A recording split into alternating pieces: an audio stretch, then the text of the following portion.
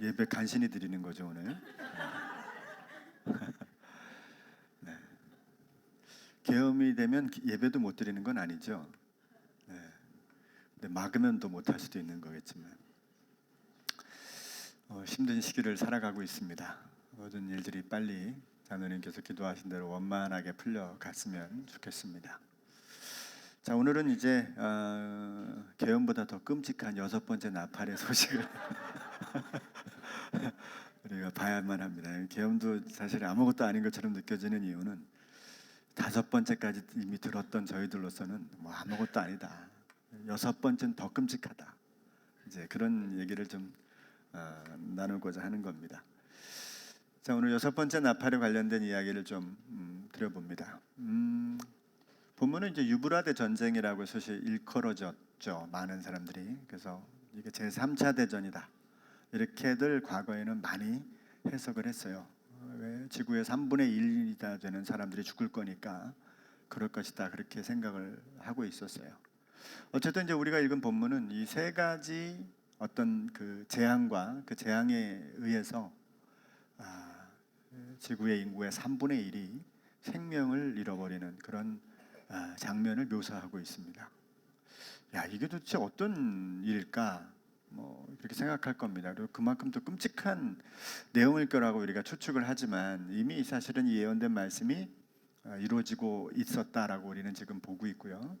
또 앞으로도 이 역사는 우리 가운데 또 펼쳐낼 수 있는 그런 환경이 될 수도 있다라고 하는 사실입니다. 계시록 8장 13절을 한번 읽어볼까요? 시작. 내가 또 보고 들으니 공중에 날아가는 소리가 큰 소리가 이르되 땅에 사는 자들에게 화가 있으리니 이는 네 천사들이 불어야 할 나팔 소리가 남아 있음이로다 하더라. 예.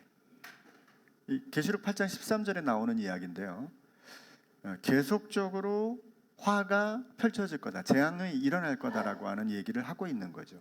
그러니까 지금까지도 이런 일들이 일어났지만 앞으로도 더 큰 일들이 펼쳐질 것이라고 하는 데는 이런 끊임없는 불안의 요소들을 늘려가고 있는 이야기입니다. 9장 12절에도 이렇게 말씀했어요. 첫째 화는 지나갔으나, 오늘 우리가 읽은 본문인데요, 보라 아직도 이후에 재앙 2개가 남아있다. 그러니까 여러분, 지금 우리가 보고 있는 내용 중에 어떤 일관된 내용은 뭘까요?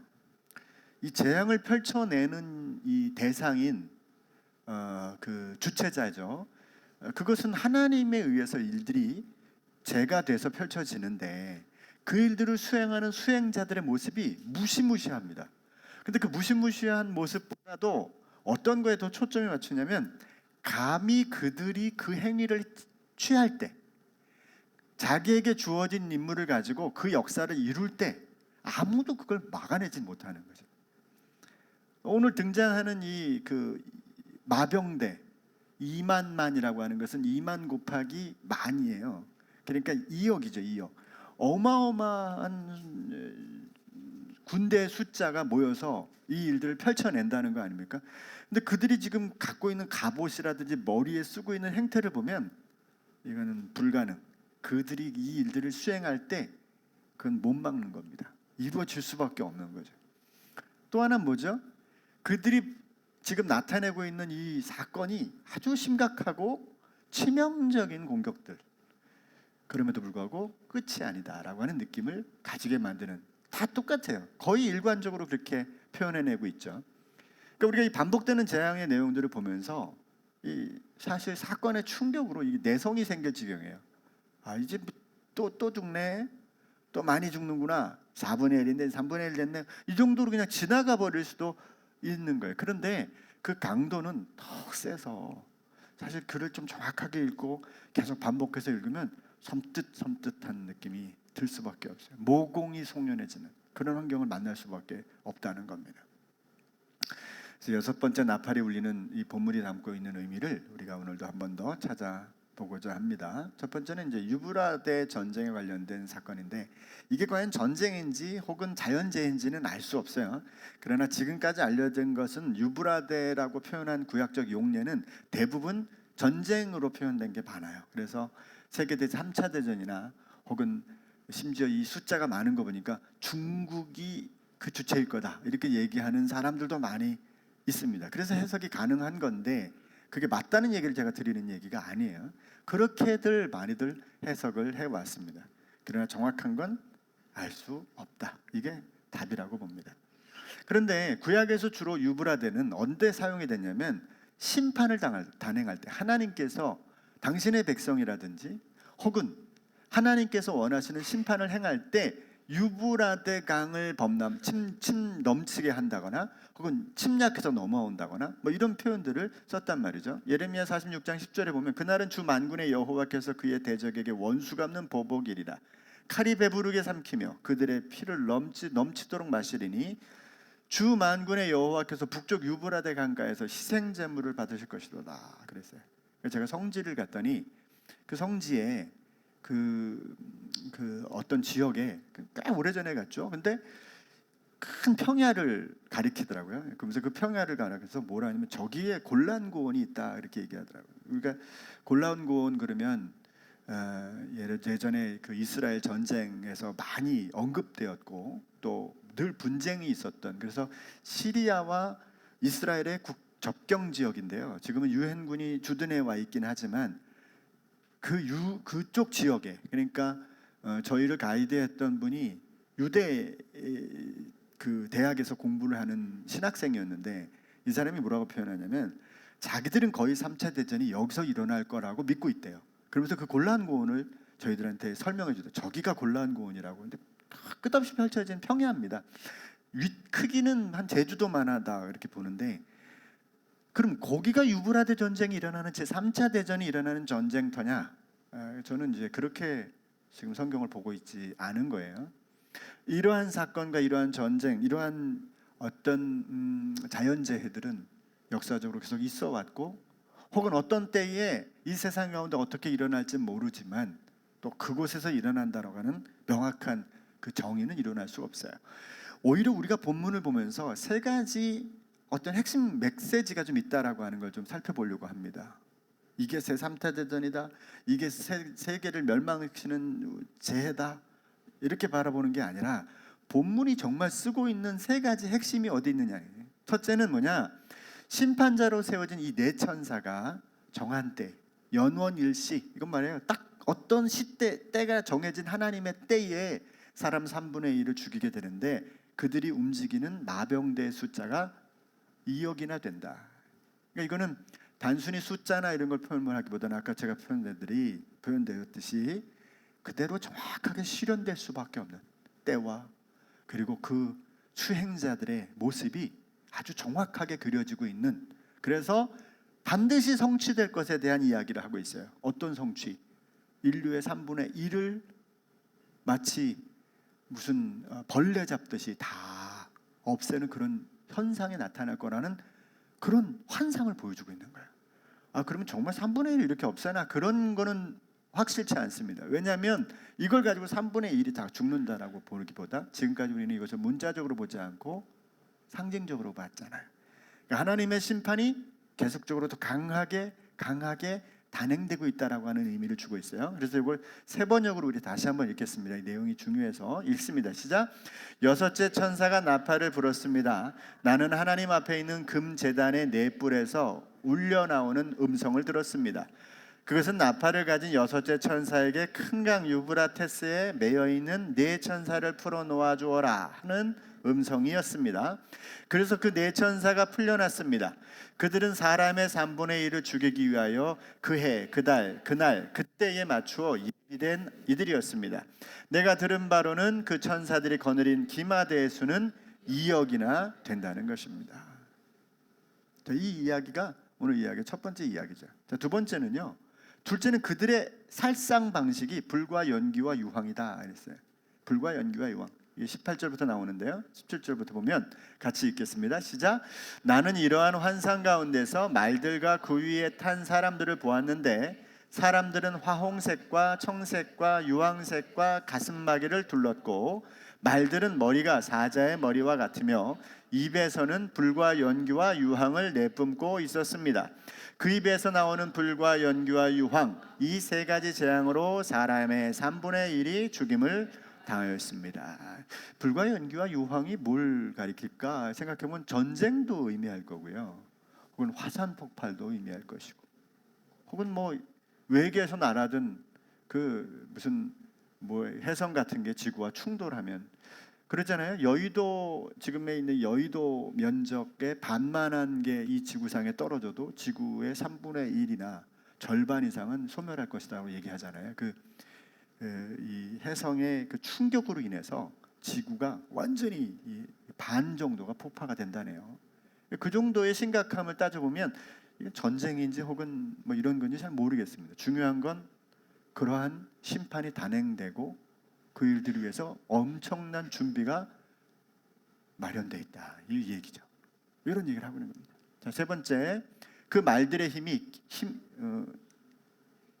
이 세 번째는 이겁니다. 한번 보시면 심판을 받고도 회개하지 않고 오히려 우상에게 더 매달리고 자기들이 행하는 악을 끊임없이 행하는 이들이 있을 것이라고 하는 이야기예요.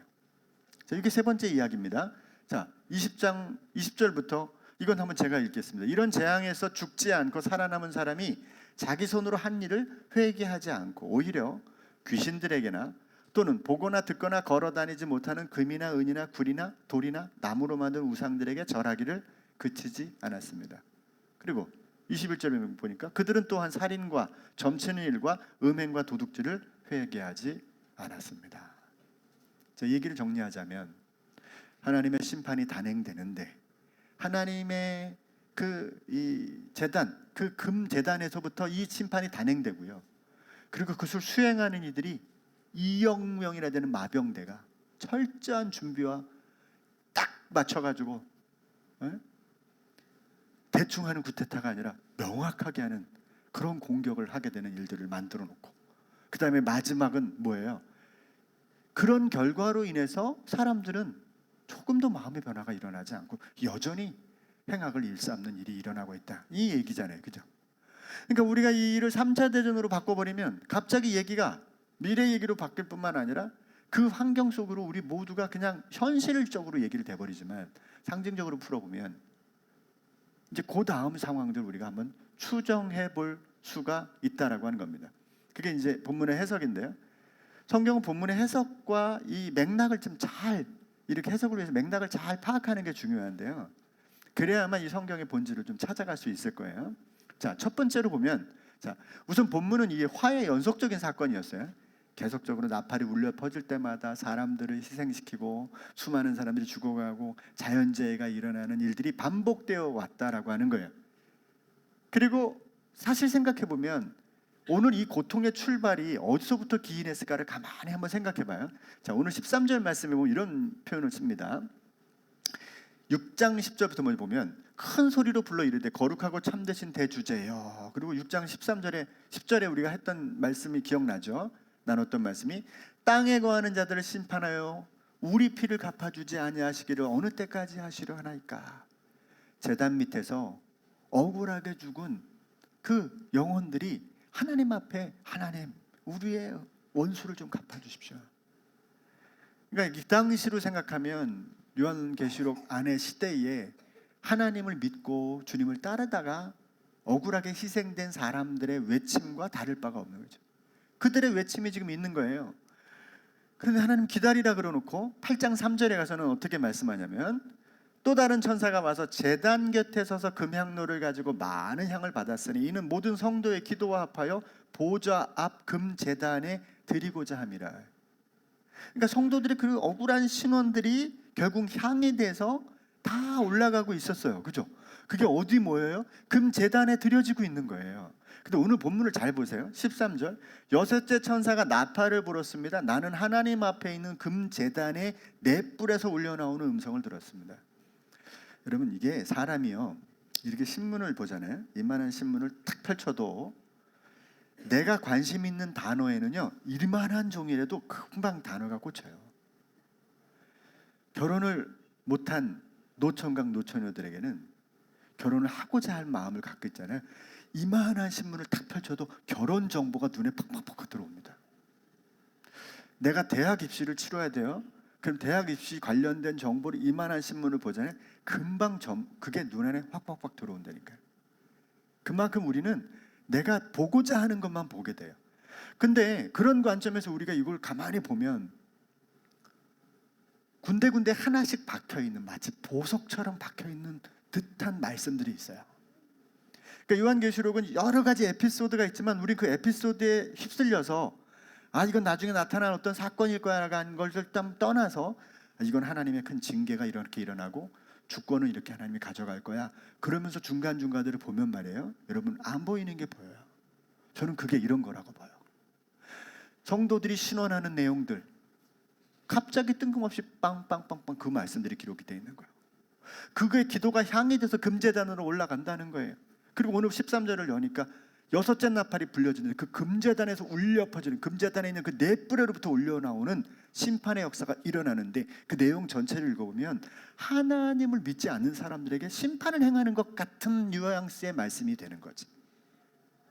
저는 그렇게 봤다는 말씀입니다. 그런데 그런 관점을 한번 보시면 여러분 그렇게 보이잖아요. 마지막 결과를 보면 그럼에도 불구하고 하나님을 찾지 않고 세상을 따르고 우상을 따르고 자기의 방식으로 세상을 살아가는 일을 반복하고 있는 그들의 모습이 드러나고 있지 않습니까? 그런데 이 심판이, 이 어마어마한 여섯대 나팔로 이루어온 이 재앙이 무엇으로부터 출발됐을까 생각해보면 억울하게 죽음 당한 사람들의 외침들 속에서 이 이야기가 출발되어지는, 그 꼭지점을 그렇게 출발하고 있는 느낌을 받게 된다는 거죠. 성도들을 신원하시는 하나님의 심판은 인류를 다 이제 영원한 심판인 하나님의 그 예수 그리스도의 재림으로 인해서 그 심판이 이루어지기 전에도 역사 속에서 단행되어져 왔다는 걸 우리가 잊어서는 안 됩니다. 무슨 말인가? 우리에게 어떤 그 부탁과 요청으로 하나님께서 무슨 심판을 단행하고 세상을 이렇게 멸하시는 건 분명히 아닐 거예요. 그러나 여러분, 역사 속에서 정의가 사라지고 또 의인들이 악으로 인해서 죽임을 당하는 일들이 일어나고 강자들이 약자들을 억압하고 가진 자들이 없는 자들을 빼앗는 이런 세상 속에서 하나님은 역사 중간중간에 그들을 해방하고 그들에게 새로운 길을 만들어내고 구원받을 수 있는 환경들을 시대마다 때마다 단행한 때가 많으시다는 거예요. 우리는 좀 멀게만 바라보지 말고 우리 민족의 역사만 봐도 그렇지 않습니까? 얼마나 하나님이 우리 민족을 사랑하시고 그나마 우리를 지켜주셨는지. 아래로는 일본인이라고 하는 이 강대국이 있고 위로는 중국이라고 하는 어마어마한 나라가 있었어요. 역사적으로 이 두 나라는 계속해서 우리를 괴롭혔습니다. 물론 일본은 우리보다 센 지가 그렇게 오래되지는 않습니다만은, 그러나 힘을 얻고 난 다음엔 우리 얼마나 괴롭혔어요. 정말 우리 입에서는 여전히 일본 놈이라고 할 수밖에 없잖아요.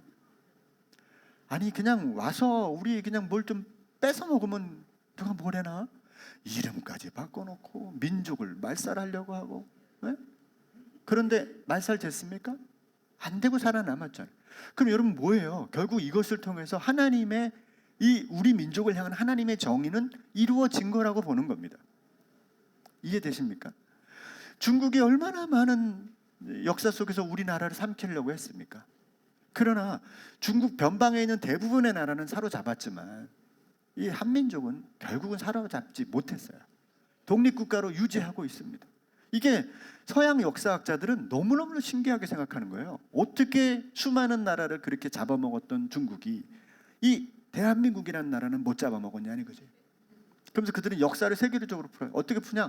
우리 민족이 일찍부터 우리는 민족주의라는 걸 갖고 있었다. 민족적 정체성을 가지고 있었기 때문에 그들에게 먹힐 수가 없었다. 이렇게 얘기를 해요. 그러나 돌아보면 여러분, 이것이야말로 하나님의 우리 민족을 향한 정의로움 아니실까요?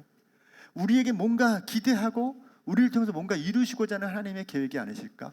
여러분, 그런 관점에서 보면 우리 개인적인 경험이나 우리들의 삶 전체에서 바라보면 얼마나 억울하고 분통 터지고 손해보고 빼앗겨야 되고 잃어야 되고 기울어진 운동장처럼 우리가 그런 삶을 살 수밖에 없는 환경에서 하나님이 얼마나 역사를 지금까지 이루어주셨나를 생각해보면, 오늘 우리가 읽은 이 본문의 말씀 속에서 하나님은 결코 모든 역사의 어떤 심판을 예수 그리스도가 오실 때까지로만 밀어놓은 게 아니라 때때로 정의가 승리하게 하시고 때때로 믿음을 가진 자들이 이기게 되는 역사들을 경험하게 하셨다는 것을 우리가 볼 수 있다는 거예요.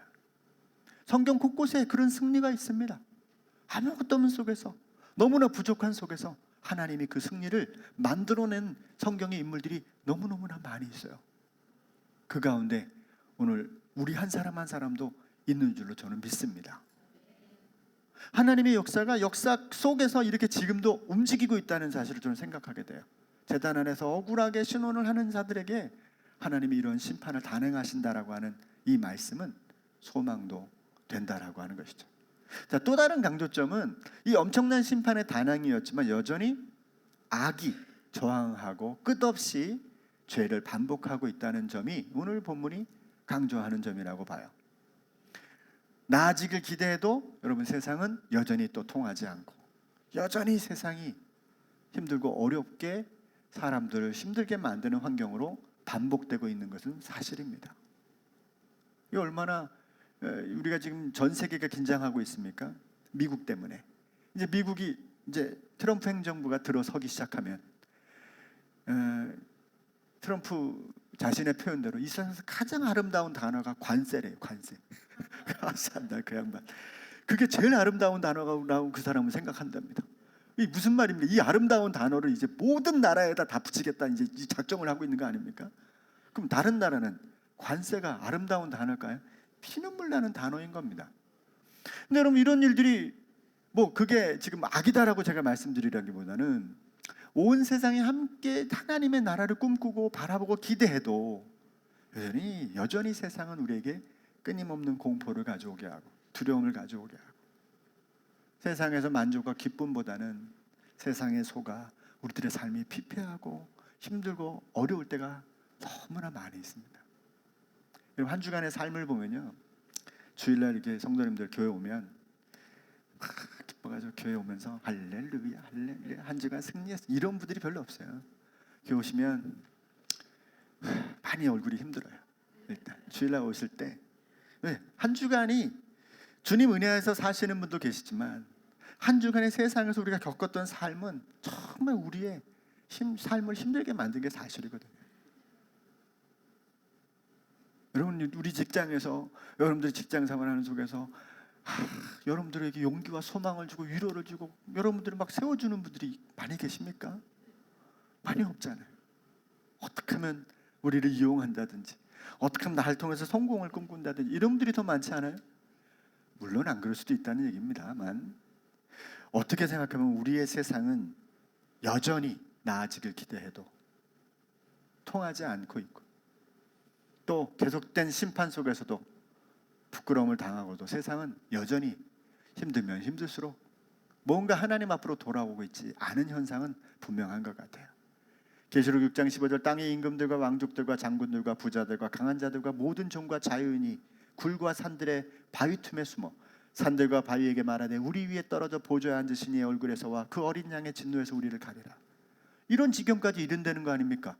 그런데 이런 재앙에서 죽지 않고 살아남은 사람들이 자기 손으로 한 일을 회개하지 않고 오히려 귀신들에게나 또는 보거나 듣거나 걸어다니지 못하는 금이나 은이나 굴이나 돌이나 나무로 만든 우상들에게 절하기를 그치지 않았다는 거예요.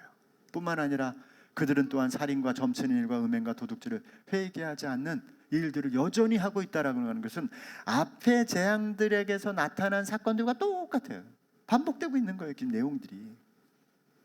그러니까 이걸 그 당시에 하나님을 믿는 것 때문에 죽어가는 핍박당하고 또 원형 경기장에서 죽어가고 이런 하나님의 백성들의 입장에서 바라보면 그대로 이 현실이 다가오는 거예요. 하나님의 약속이 하나님의 신원하심이 있어도 이것은 해결될 수 없는 것이고 심지어 그 당시를 바라보면 로마가 팽창되고 움직여지는 가운데에서도요. 여러분 로마는요. 결국 어떻게 무너지기 시작하냐면 저 북쪽부터 나오는 그 소위 야만족이라고 얘기하는 그들에게 공격을 당하면서 로마가 서서히 침식됩니다. 그러니까 사실 로마는 계속해서 공격당하게 되고 그 공격을 자기들의 힘으로 막을 때까지는 최대한 막았지만 결국 로마는 칼로 망하게 되는 구조를 겪게 돼요. 그러면 말이 오늘 불과 유황과 연기다 이렇게 표현할 수 있겠지만, 전쟁으로 생각해 보면 로마 당시는 그렇게 해서 그 나라가 심판을 당하고 있는 것과 뭘 다를 게 있겠어요. 그러나 그렇게 심판을 당하는 로마가 결국 주님을 따르고 의지하고 믿고 섬겼느냐면 그렇지 않다는 거죠. 그런 환경이 그들에게 어마어마하게 펼쳐져 왔다는 겁니다. 여러분, 이런 현상은 사실 하나님이 세상 가운데 심판을 행하지 않는 이유이기도 했어요. 노아 홍수를 내리시고 난 다음에 하나님이 하신 말씀이에요. 이는 사람의 마음이 계획하는 바가 어려서부터 악하기 때문에 내가 다시는 인류의 심판을 행하지 않겠다고 말할 정도로 하나님은 이렇게 심판을 단행해도 사람들이 돌아오지 않는다는 것을 잘 알고 있습니다. 그렇다고 최후의 심판까지 악만 승리한다면 여러분, 우리들의 삶이 얼마나 힘들겠고, 하나님의 백성들뿐만 아니라 이 땅의 정의를 위해서 생명을 구하고 살아가는 사람들은 얼마나 희망을 잃고 살아가야만 할까요? 그래서 하나님은 그때마다 하나님의 역사적 심판을 이루시는 분임을 저는 믿고 사는 것이 오늘 본문이 우리에게 주는 핵심적 메시지 중에 하나라고 보여집니다. 그래서 오늘 본문을 저는 두 가지로 정리를 해보려고 합니다. 첫째는 반복된 고난과 연대성에 이렇게 같이 얽혀 있다라고 하는 것 때문에 우리는 고통당하고 있다라고 하는 것입니다. 자, 이것도 동일한 가르침인데요. 화가 있으리로다. 이렇게 세 번이나 강조한 대로 계속적인 연속적인 백성들을 향한 고통이 퍼져나가고 있죠. 그런데 이 계속된 어려움과 고난들, 또 그런 아픔들이 결국 성도들이 이걸 괴롭다고 외치고 또 울려 퍼지고, 그게 교회뿐만 아니죠. 이 세상도 힘들고 어려우면 그것을 외치고 울부짖기 마련입니다. 너무 괴롭다고 선언하기 마련이죠. 어저께도 그 여의도도 그렇고 광화문에도 그렇고 저마다 괴롭다고 나가서 외치고 있는 거 아니겠습니까? 방향이 다르다고 하지만 저마다 괴롭다고 외치고 있는 거거든요. 정의를 꿈꾸고 기대하고 있다는 것이죠. 그러나 결국 이 일을 통해서 하나님이 오늘 보여주시는 것은 그런 수많은 심판들이 세상 가운데 놓여져 왔잖아요. 그런 것처럼 하나님은 어떤 방법을 통하든지 그때마다 하나님의 정의와 하나님의 그 뜻을 세상 가운데 보여주실 것이라고 하는 거예요. 저와 여러분들이 이걸 좀 믿었으면 좋겠습니다. 하나님은 하나님의 뜻을 이 세상 가운데 외면하지 않으시고 반드시 나타내실 것이다. 그런 기대감이 우리 가운데 있었으면 좋겠습니다.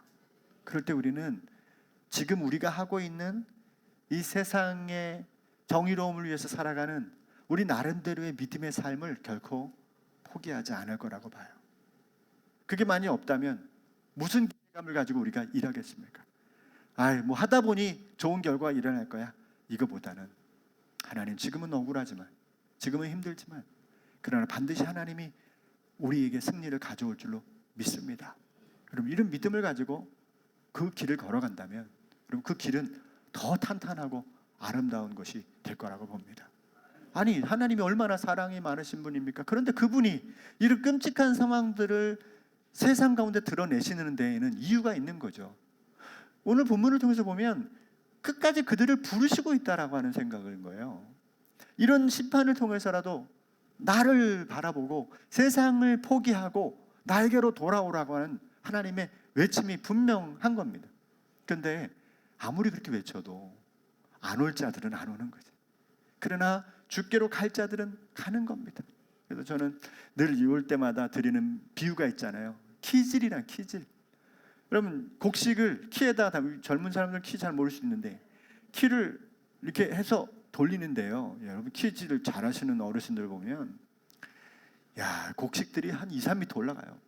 바람 부는 쪽 반대를 향해서 확 던지면 거기에 있는 곡식들이 죄다 올라가. 내려올 때 그 껍질들은 쫙 날아가고 알곡등만 안으로 쫙 들어오죠.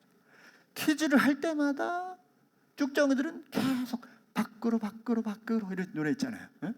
쭉정이는 밖으로 이렇게, 알맹이는 안으로 이런 노래가 있어요.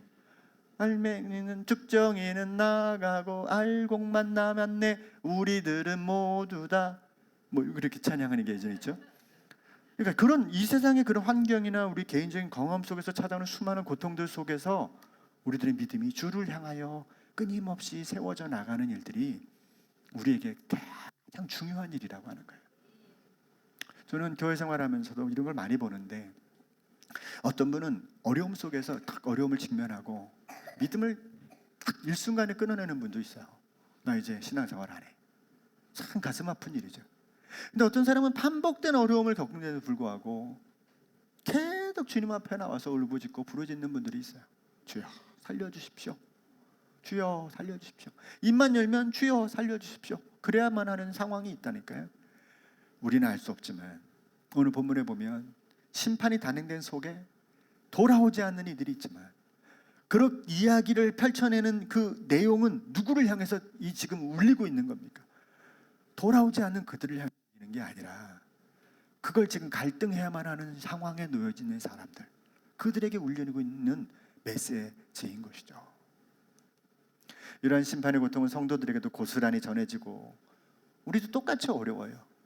똑같이 나라에서 겪는 일들도 같이 아파야 되고 기근도 똑같이 겪어야 되고 메르스라든지 뭐 코로나라든지 다 똑같이 겪어요. 근데 그걸 겪으면서 우리는 오히려 하나님 앞에 더 간절히 나아가는 믿음을 갖게 되는 이유는 하나님의 은혜일 수 있을 거예요.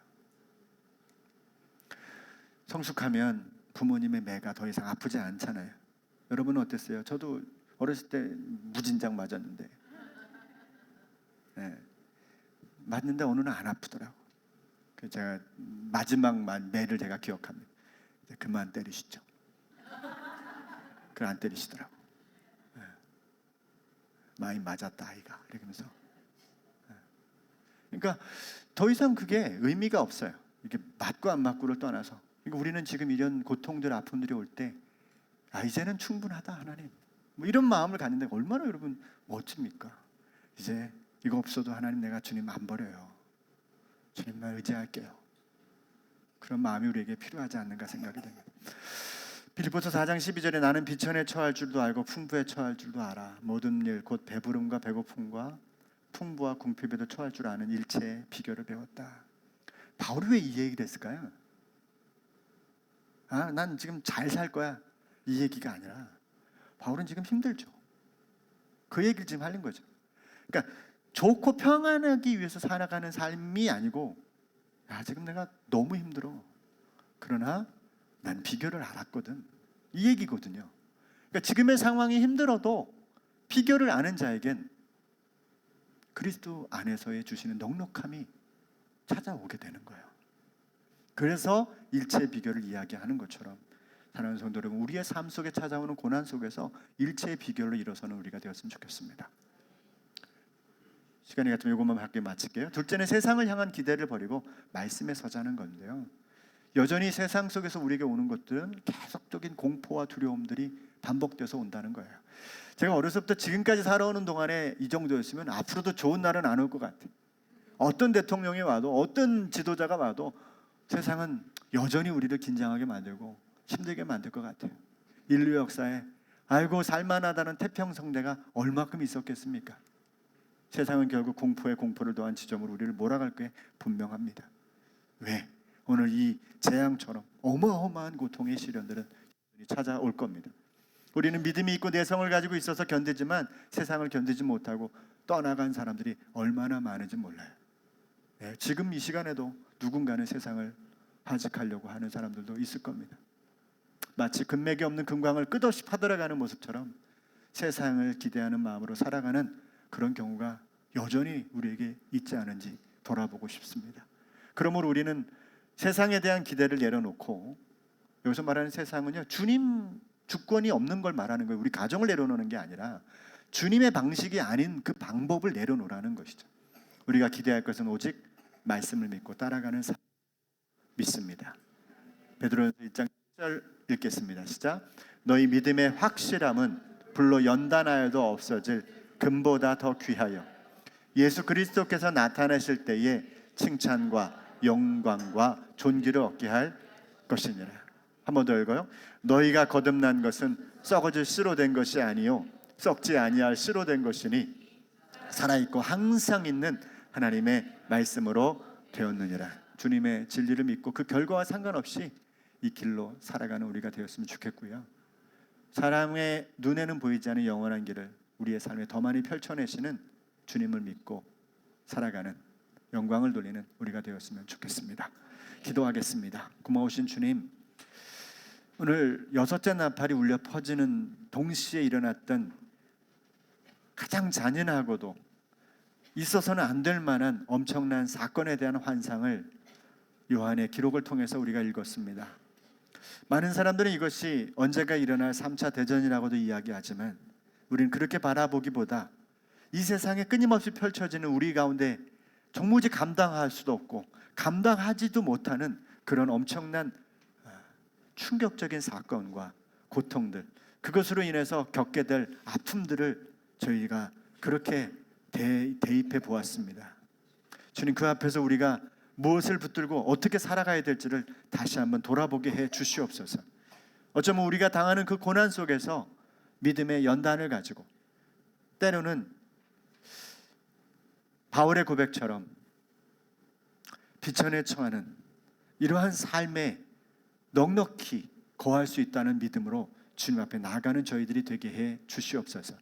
뿐만 아니라 오히려 그러한 상황 속에서 우리가 여전히 끊임없이 우리를 견고하게 붙들어내시는 하나님께 소망을 두고 우리를 절망케 하고 두렵게 만들고 염려케 했던 이 세상의 모든 것으로부터 우리 자신을 주님께로 변화시켜 나갈 수 있는, 주님을 향해서 나아갈 수 있는 우리가 되어질 수 있도록 은혜를 베풀어 주시옵소서. 예수님의 이름으로 기도드렸습니다. 아멘. 이 시간 336장 우리 고백하며 봉헌 드리겠습니다.